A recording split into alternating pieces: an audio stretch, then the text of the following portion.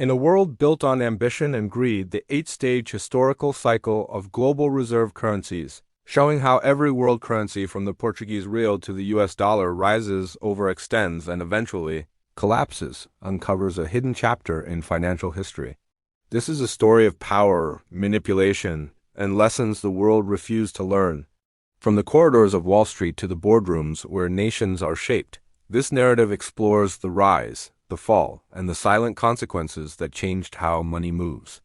Every moment builds towards revelation, how decisions made in pursuit of profit reshaped economies, altered lives, and defined the meaning of value itself. As the truth unfolds, one question remains: did we master money, or did money master us? Every great empire in history, from the Romans to the British, has shared a common, almost predictable fate. Their immense wealth, their global influence, and their military might all culminated in the same quiet ending, not on a battlefield, but within their own ledgers. Their power dissolved through the very instrument that built it, their currency. This isn't a coincidence or a twist of fate. It's a pattern. A cycle that has repeated with methodical precision for over 600 years, governing the rise and fall of every dominant economic power the world has ever known. This pattern can be broken down into 8 distinct stages, a roadmap that charts the journey of a nation from obscurity to global dominance and, inevitably, to its decline. It is a story of how a country becomes so successful that it plants the seeds of its own destruction. This 8-stage cycle is the silent engine of economic history. It begins with a nation rising to prominence, often through innovation, military strength, or superior education. This leads to stage 1. The emergence of a new power. As its influence grows, its currency becomes trusted for international trade, marking stage 2, its establishment as a reserve currency. This is the golden era. The nation becomes the world's banker, enjoying the immense privilege of paying for imports in a currency it can simply print. Stage 3 is the peak, where the empire's economic and military power seems unassailable. But here, the cycle turns. In stage 4, the nation begins to overextend, financing wars and domestic luxuries by going into debt. Its citizens, accustomed to prosperity, lose their competitive edge. Stage 5 sees the beginning of the end, the Great Debt Bubble.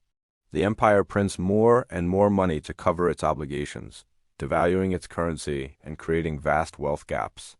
This leads to stage 6, internal conflict and the breakdown of social order, as tensions between the rich and poor boil over. Stage 7 is the collapse of the currency's value as faith is lost and a new power waits in the wings. Finally, stage 8 arrives. A new world order is established, and the cycle begins again with a new dominant currency. This is not theory. It is the documented history of every global reserve currency we have ever had. Let's travel back to the 15th century, to the dawn of the Age of Discovery. Portugal, a small nation on the edge of Europe, became the first true global empire.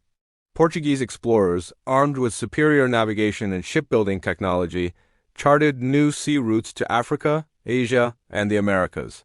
Their dominance over the lucrative spice trade made the Portuguese real the world's first reserve currency. From roughly 1450 to 1530, Lisbon became the wealthiest city in the world, a bustling hub of commerce where goods from every corner of the known world were traded.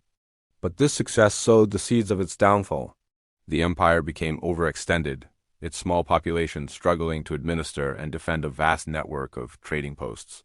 To finance its sprawling ambitions and endless conflicts, Portugal began borrowing heavily and debasing its currency, mixing cheaper metals into its gold and silver coins. The value of the real eroded, and with it, the trust of its trading partners.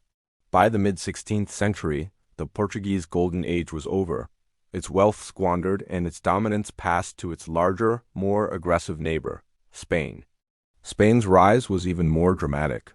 The Spanish Empire, fueled by the immense silver and gold plundered from the Americas, became the world's undisputed superpower from around 1550 to 1640. Spanish silver coins, the famous pieces of 8, became the de facto global currency used from the markets of Europe to the ports of China.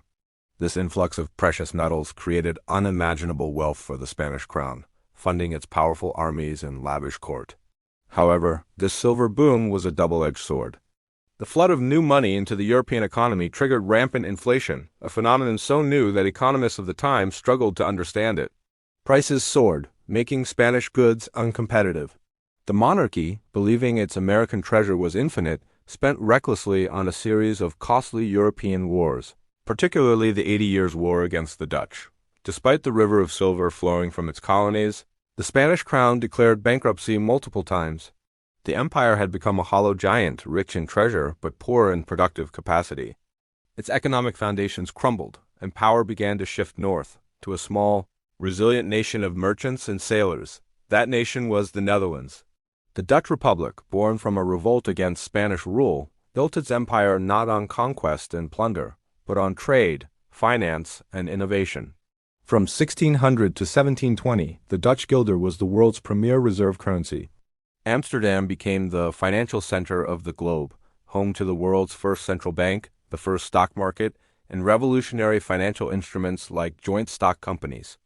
The Dutch East India Company, or VOC, became the most valuable corporation in history with its own private army and the power to wage war and mint currency.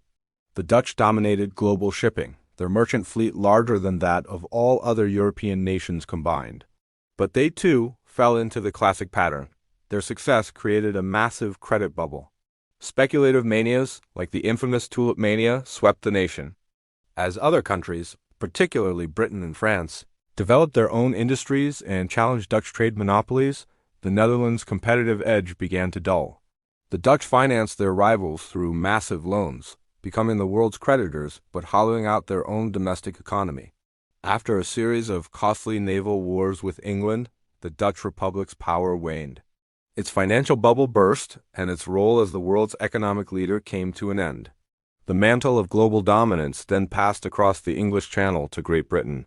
For over 2 centuries, from the early 1700s until the end of World War II, the British pound sterling was the undisputed king of currencies.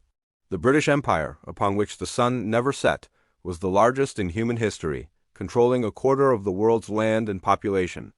Its industrial revolution, its powerful Royal Navy, and the financial acumen of the City of London made Britain the workshop and banker of the world.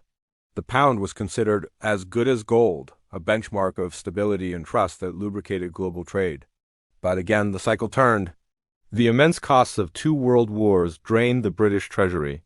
The empire, once a source of immense profit, became an expensive burden to maintain. Britain went from being the world's largest creditor to its largest debtor, owing vast sums, particularly to the United States. Its industries, once world-leading, struggled to compete with more efficient rivals. The empire began to dismantle, and with it, the pound's global reign. By 1944, at the Bretton Woods Conference, the transfer of power was formalized. The pound sterling was relegated, and a new currency took its place at the center of the global financial system. From the Portuguese real to the Spanish peso, the Dutch guilder, and the British pound, the pattern is undeniable. Each empire rose on the back of innovation and dominance, establishing its currency as the world standard. Each enjoyed a period of unparalleled prosperity, believing its success was permanent. And each in turn fell victim to the same forces: overextension, crippling debt, and the loss of its competitive edge, leading to the collapse of its currency's reserve status. This is not an ideological argument. It is a mechanical process that has repeated itself for centuries with chilling consistency. Every reserve currency in history has followed the same path from power to collapse. And now the same cycle that ended every past empire is happening again, but this time it's the US dollar. In our last exploration, we charted the predictable 8-stage life cycle of global reserve currencies, a pattern of rise and fall repeated throughout history. We saw how empires, from the Portuguese to the British, followed this exact path. But history isn't just a record of the past, it's a map of the present. And when we apply this map to the modern US dollar, the picture becomes alarmingly clear. The journey every great currency has taken is one the dollar is not just following, but is already deep within. The early stages are no longer a future possibility. They are chapters already written. The story of the dollar's ascent begins in the ashes of the Second World War. As the world sought stability, the United States, with its unrivaled industrial power and a treasury holding the vast majority of the world's gold, stepped into the void. The 1944 Bretton Woods Agreement formalized this new reality, pegging global currencies to the US dollar, which itself was convertible to gold at a fixed rate of $35 per ounce. This was stage one, the emergence of a new dominant currency built on a foundation of global trust and economic supremacy. Nations across the globe eagerly held dollars as their primary reserve, confident in the promise that each one was as good as gold. For a generation, the system held, ushering in an era of unprecedented global economic expansion, all under the watchful eye of the American eagle. But, as with all empires, the seeds of decline were sown at the peak of power. The journey into the next stages began subtly, then accelerated with the pressures of geopolitical ambition and domestic policy. The immense costs of the Vietnam War and President Lyndon B. Johnson's Great Society programs placed enormous strain on the U.S. Treasury. To fund these deficits, the United States began printing money at a rate that far outstripped its gold reserves. This was the quiet entry into stages 2, 3, and 4, the start of large-scale spending, the accumulation of debt, and the widening gap between the currency in circulation and the tangible value backing it. Foreign nations, particularly France, grew wary. They saw the United States exporting its inflation, paying for its deficits with dollars that were rapidly losing their luster. They began demanding gold in exchange for their dollar reserves, as was their right under Bretton Woods. The drain on American gold became a torrent. By 1971, the situation was untenable. On a quiet Sunday evening, President Richard Nixon appeared on television and severed the dollar's last link to gold, effectively ending the Bretton Woods system. The Nixon shock was a pivotal moment. It marked the definitive transition away from a currency backed by a tangible asset to a purely fiat system, backed by nothing more than faith in the U.S. government. The world had no choice but to follow, but the foundational trust had been fractured. The dollar had officially entered a new, more precarious phase, sustained not by gold, but by its entrenched role in global trade, particularly the petrodollar system. The decades that followed represent a masterclass in Stage 5, the peak of global reliance coupled with escalating internal weakness. The world ran on dollars. Oil, commodities, and international loans were all priced and settled in the American currency. This created a constant, artificial demand, allowing the United States to run massive trade and budget deficits with seemingly few consequences. It could buy goods from the world by simply printing more of its own currency, a privilege no other nation enjoyed. But beneath the surface, the debts were mounting at an exponential rate. From a national debt of less than $1 trillion in the early 1980s, the figure exploded, crossing $10 trillion, then $20, and now soaring past $34 trillion. Each financial crisis, from the dot-com bubble to the 2008 meltdown and the recent pandemic, was met with the same solution: lower interest rates and monumental injections of newly created money. This was the stage of overextension, where the empire finances its decline by mortgaging its future, creating a cycle of inflation and asset bubbles that erodes the wealth of its own citizens and its creditors abroad. This brings us to today, and the undeniable evidence that the U.S. dollar has now entered Stage 6, the loss of confidence. For decades, the idea of a world without the dollar at its center was unthinkable. Today, it is a subject of open discussion in the finance ministries and central banks of nations large and small. The signs are no longer subtle whispers. They are loud, coordinated actions. The most prominent indicator is the strategic move by nations to de-dollarize. Countries are actively and deliberately reducing their holdings of U.S. Treasury bonds. China, Japan, and other major creditors are systematically decreasing their exposure, unwilling to hold vast reserves of a currency whose value is being diluted by unprecedented debt and money printing. This isn't a passive adjustment. It's an active flight from risk. At the same time, we see a global rush into the one asset that has historically served as the ultimate hedge against currency collapse: gold. Central banks, from China and India to Poland and Turkey, are buying physical gold at a pace not seen in over half a century. In 2022 and 2023, central bank gold purchases shattered all previous records. This is not a speculative bet. It is a clear statement. They are trading paper promises issued by a single government for a timeless, stateless asset that holds its value across empires and epochs. They are preparing for a world where the dollar is no longer the only or even the primary store of value. Furthermore, the very plumbing of global trade is being rerouted. The BRICS bloc of nations, Brazil, Russia, India, China, and South Africa, now expanded to include major energy producers like Saudi Arabia, and the UAE is actively building an alternative financial architecture. They are settling bilateral trade in their own local currencies, bypassing the dollar and the SWIFT system entirely. When the world's largest oil producer, Saudi Arabia, openly states it is willing to accept currencies other than the dollar for its oil, it strikes at the very heart of the petrodollar system that has guaranteed the dollar's dominance for 50 years. These are not isolated incidents. They are coordinated, strategic shifts by a significant portion of the global economy, all pointing in the same direction, away from a unipolar, dollar-centric world. As we stand here observing these tectonic shifts, the path forward becomes chillingly predictable. The cycle implies that stages 7 and 8 are approaching. Stage 7 will see the rise of credible alternatives.